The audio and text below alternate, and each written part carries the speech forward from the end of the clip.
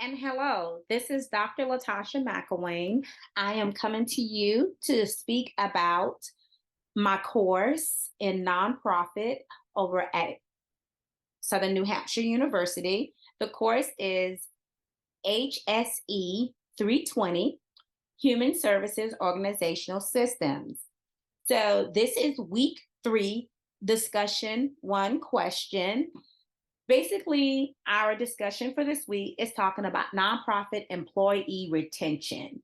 So, when we're talking about nonprofit employee retention, so we're looking at different things that actually keep employees engaged in our nonprofit organizations and want to continue to work for nonprofit organizations maybe throughout their full career or part of their career, or definitely come into that organization and get some real good golden nuggets that they can carry on and hopefully one day be able to do some more good work in nonprofit settings, whether it be their own nonprofit or it be another nonprofit organization. So when looking at discussion for week 3, it's saying after reviewing the keys to nonprofit employee retention strategies, identify 2 areas that are important for human services, human services, nonprofit agencies in order to maximize employee retention, and explain why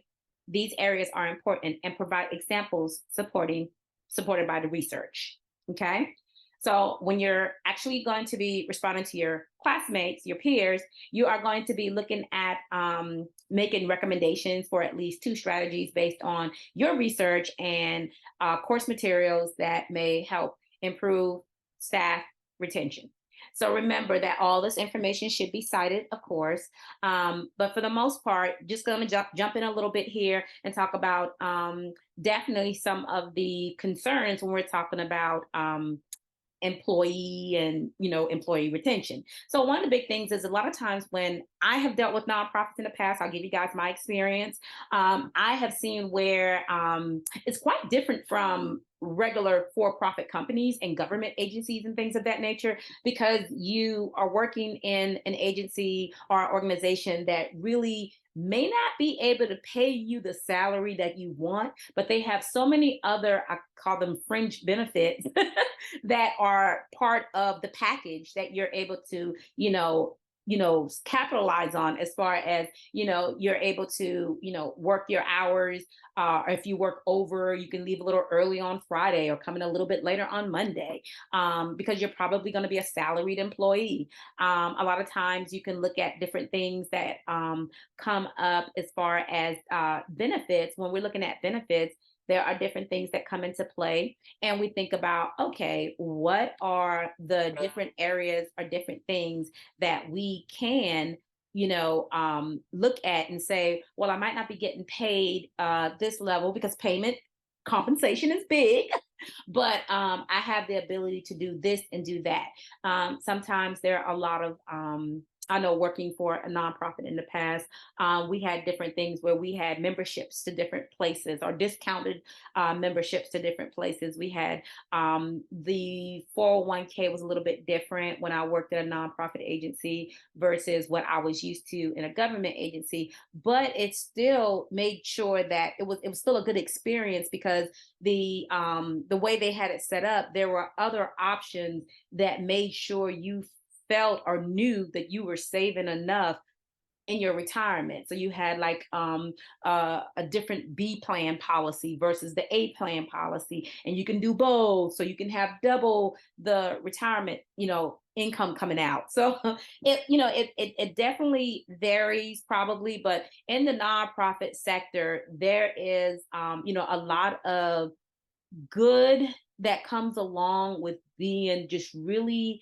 engaged in the services that you're providing and the work that you're doing, and knowing that you are in a place where you can feel trusted, feel loved, feel that there is, and it kind of goes back a little bit to the culture also when we're talking about employee retention. It kind of goes back to that, a lot of times we do end up seeing some nonprofits that deal with a great overturn situation, this turning employees over and over and over. People are leaving, people are leaving. But a lot of times when people do make a decision, I will say this from, my standpoint, when I made a decision I was going to work for a nonprofit, I went in, with all my eyes wide open and knowing what was going on. And I felt like the organization was really transparent, and they told us what they could do and what they can't do, and what they could do in lieu of what you're probably used to in a for-profit agency.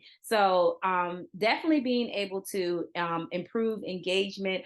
I would say that in the nonprofit organization I was in, there was a lot of outings and different things that we did that just it got me very involved in the city. It got me very on face to face, one to one personal levels with a lot of the higher, I would say, the exclusive population of the city, where the folks on TV, the folks you see at these large events, and you have to attend some of these events, and you have to go to city meetings and things like that. So I experienced a lot, which was amazing. I would say I was definitely a happy employee. That was actually right after I had my bachelor's degree.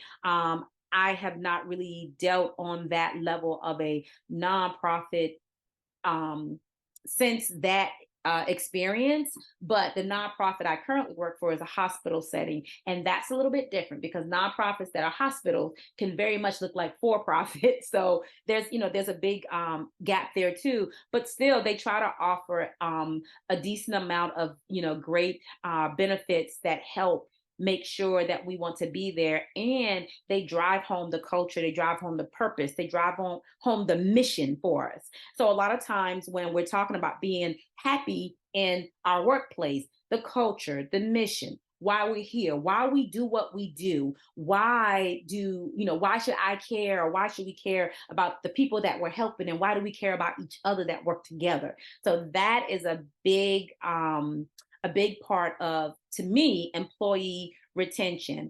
Also, just want to talk about, again, compensation, just being able to make sure that you understand what that's about. A lot of times when we're talking about being able to prevent that turnover of employees, again, like I said, there's just a lot that goes into the good strategies that have to be thought up when we're talking about retaining employees, making sure that people stick around, that we have people that were here for long periods of time. And I will say that the organization that I worked with when I had my bachelor's degree, when I first got out of school, that organization had people that was there for 14, one lady was there 17 years. You had people that was there a very long time. One lady, she was there 5 years. She was the CEO of that area because they had a director of that area. But I mean, another lady, I think she was there like 20 something years. It was a lot of, interesting stories. And myself and the other young lady that came in, we were just bachelor's levels, and we came in to do the job. But both of us definitely had higher aspirations and wanted to do more in the community. I myself ended up, opening my own nonprofit. And then that other individual that was working with me, I'm going to have her do some things, because she went further in the nonprofit worlds and worked on the other side of grants and proposals, and watching companies check on those grants, making sure those grants are doing what they're doing. And she went on to her master's degree as well. But I mean, I say that to say, it's a lot.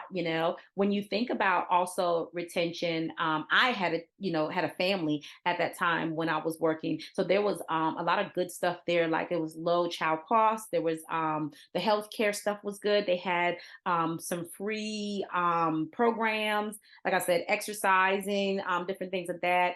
They had little recognitions. And one of the good things about the nonprofit organization was every month we met and we had real fun, like, I wouldn't call it a rally, but we had a real fun, almost like a pep rally, I guess.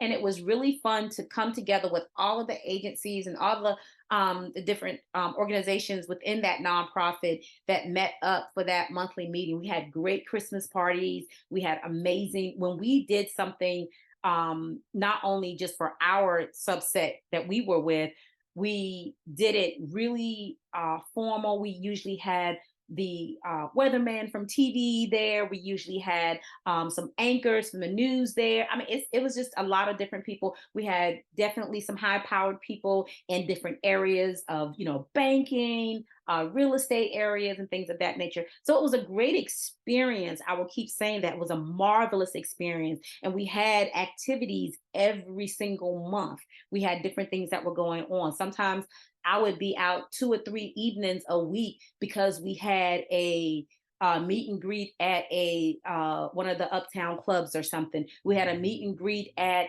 one of the fancy restaurants or hotels uptown or something. So it was always something really nice and something that I really, really enjoyed. So when I talk about employee retention with nonprofits, I hope that gives you guys, a pretty cool idea of, what can go on. And like I said, if you do have experience, I always say this, if you have experience, amazing, please share it with us. If you don't have experience and you know of someone, you can definitely share that person's experience, or you can even talk about what goes on in, your experience, with nonprofits or for profits, if you can flip it for us, because that's also, I'm sure many of you, if you haven't done so yet, you'll deal with the fact that you've been even working for a for-profit company and you felt some sort of way, and you wanted to change something and you try to implement something, and, either, you try to leave and they try to up the ante so you could stay, or, they were trying to keep you there. So retention is what we're really focused on. But it's just that, in this course, of course, we're looking at nonprofit employee retention. But if there is a situation where you just have a for-profit experience, please share that, because that gives us more insight and more that we can work from and what we can work on in this course. And it just gives us a vast amount of information to work with and to be able to talk about. So I hope that this little snippet about discussion for week 3 has been helpful. If you have any questions, of course, you can contact me and let me know, and we'll kind of go from there. Again, this is Dr. Latasha McElwain. I hope you enjoyed, and I hope this will be very helpful.